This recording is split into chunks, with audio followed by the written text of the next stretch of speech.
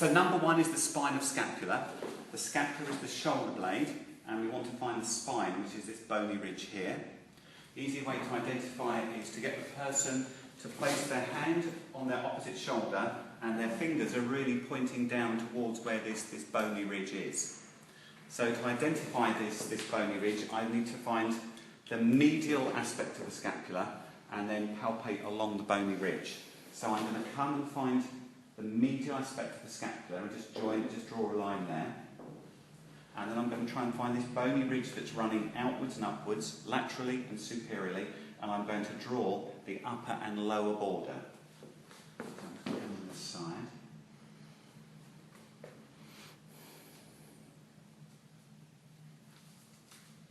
So that's kind of where the upper border is running, and then the lower border is running along here. So that's number one, that's the spine of scapula. Yeah?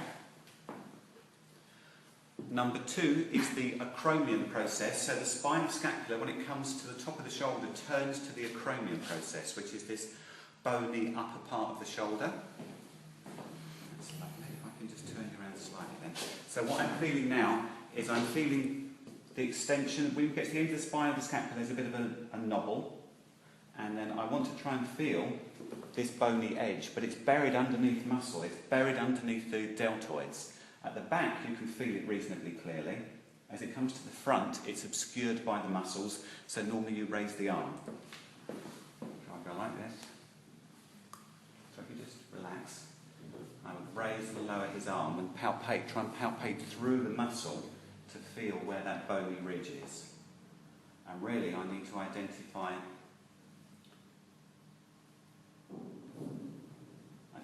all the way around to the front.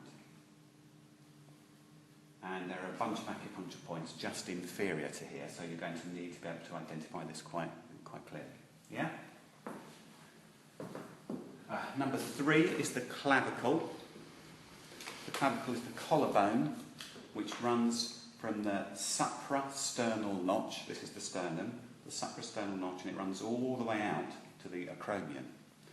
So once again, we turn around, we're going from the suprasternal notch or the jugular notch, this little bony bit here. Yeah? We're going to run up and find this bone that runs all the way out and along on the front of the torso. And I want to palpate the upper and the lower border. It doesn't come all the way to the centre.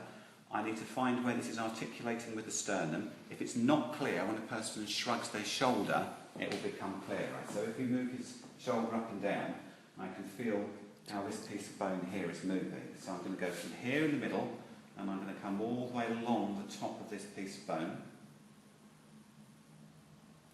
And it's quite a curved bone. You may think it's straight, but actually it does move.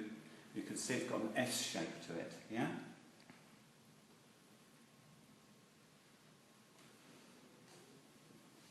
And can you see I'm using more than one finger to palpate, so I get a sense of where this border is. And it's coming up and onto here. Once again, on the sebe, it's slightly difficult because he's so muscular. Yeah? Now, where this bone steps down and meets the acromion is called the acromioclavicular joint. So just this little lateral part of it, where the bone is stepping onto the acromion, is called the acromioclavicular joint, where it's meeting here. Yeah? Mm-hmm. The coracoid process is part of the scapula, and this is quite complex. The scapula is a 3D bone. Normally you only touch the flat part at the back, but actually it's got this little bit that sticks forwards. And do you remember that the word coracoid comes from the Greek, meaning crow's beak? Yeah, so coracoid. If you remember that silly noise, coracoid. Yeah? You're going to find this about 3/4 of the way along the spine of the scapula, the clavicle, and then you're going to come down. It can be quite difficult to find. The easiest way to find it is if you put your hand on someone's shoulder and you'll just palpate immediately with your thumb, and you're trying to find a bit of bone that pokes forwards. So once again, With seba, it's quite difficult because there's so much muscle, but it's in this area here. Yeah? It's a bit uncomfortable when I do that, isn't it? No, it's okay. No? No, it's okay. If normally it's a little bit tender, so when you find it, just try and be careful. Yeah? So the humerus, we need to identify the humerus. The humerus is the long bone of the upper arm. And the humerus runs all the way from the acromion process, from just below the acromion process, all the way down to the elbow. So it's this bone that's running down here. You can palpate the shaft towards the bottom, but once again at the top there's muscle covering it.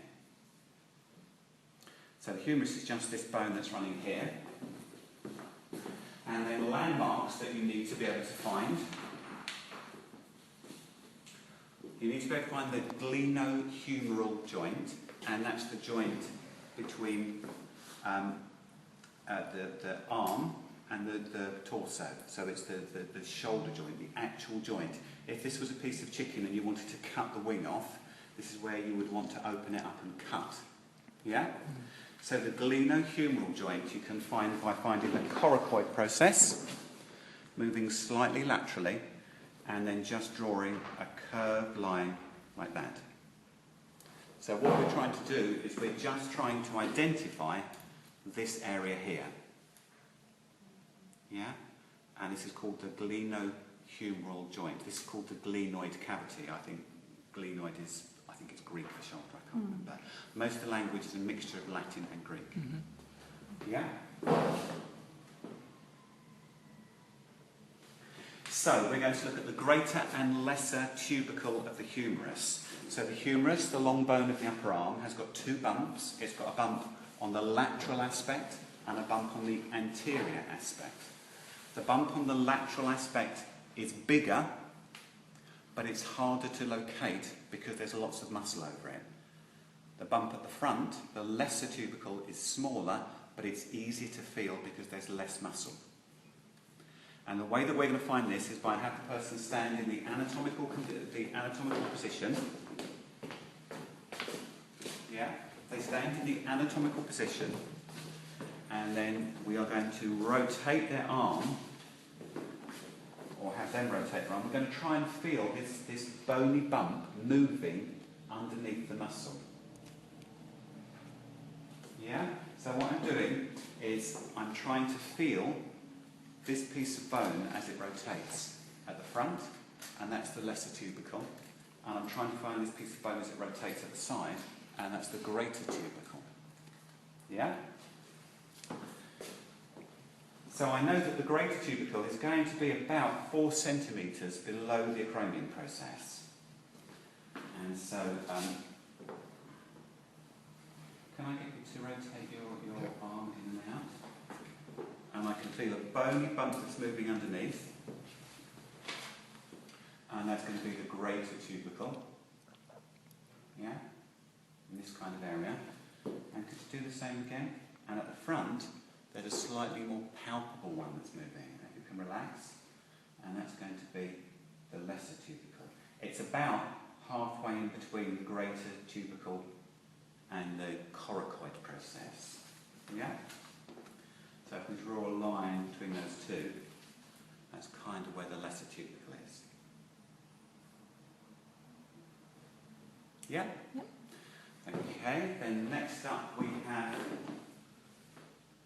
the lateral and medial epicondyle of the humerus. So as we come down the shaft of the humerus, we find there are two bony processes on the inner and outer aspect of the elbow, or the medial and lateral aspect of the elbow, which you can really feel on yourself very easily.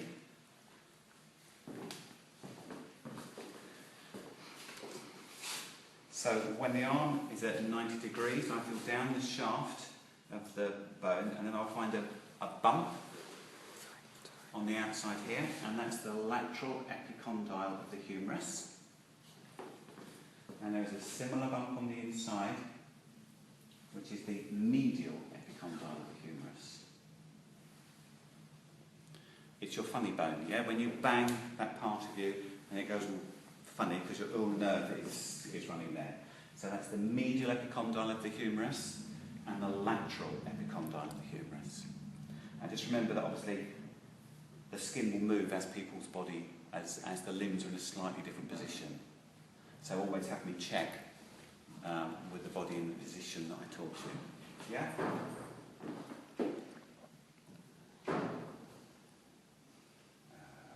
The olecranon process of the ulna. So we've done the upper arm.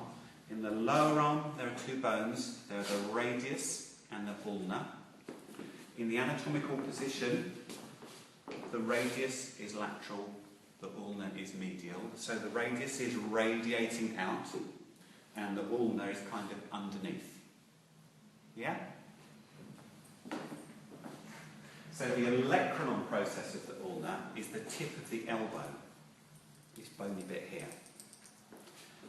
And two ways to find it. You can either, if the arm is just hanging, if you want to draw a line between the medial and lateral epicondyles, then really in the middle, that's where the olecranon process is. Yeah? Or you can have them just bend their elbow, and it's really the tip of the elbow. But that's moved. It's moved because the skin's in a different place. But that's okay in an exam, is it? Yes, because during the exam I will be there and I will see what you do. So I will just mark it in the same And if we go position. really, really wrong, you'll go... Possibly. Okay, so the tip of the elbow is the olecranon process, which you can find either with the arms straight like that or with the arm bent.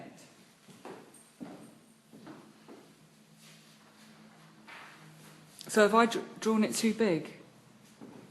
Because I actually then did that and then palpated It's a bit all the way big, around. yeah. I would normally say that it would probably be smaller, a bit more like that.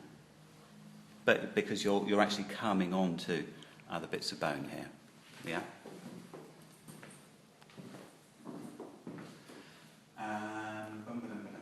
So the radius is this big bone that runs down to the thumb. And when you're coming to mark the radius, if you find the lateral epicondyle of the humerus, if you just come slightly more distal, you will feel there's a gap, and then you will feel that there's another little bump, which is this part of the radius, which is called the head of the radius.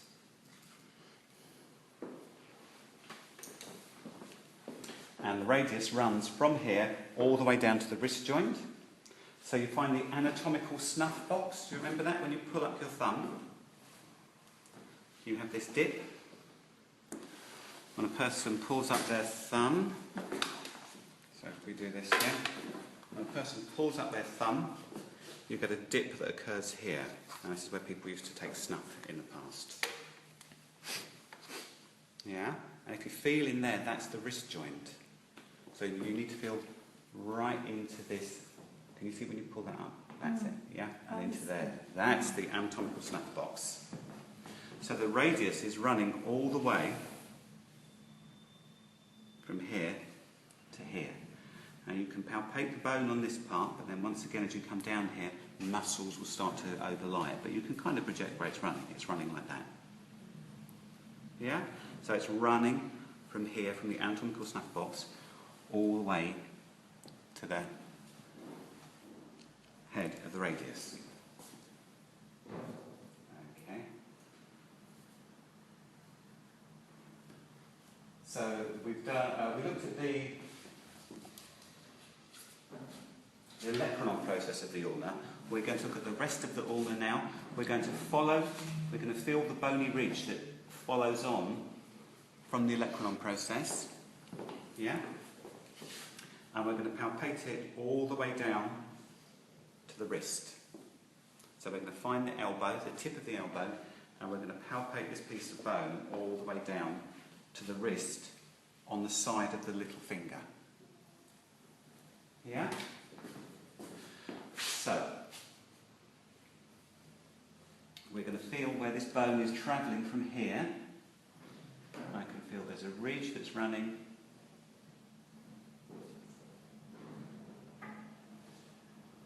all the way down to this part of the wrist joint. Yeah? So remember that the upper arm has only one bone, but the forearm has two bones. and these bones can rotate around each other. So the one which is most lateral is the radius, and the one that's underneath is the ulna.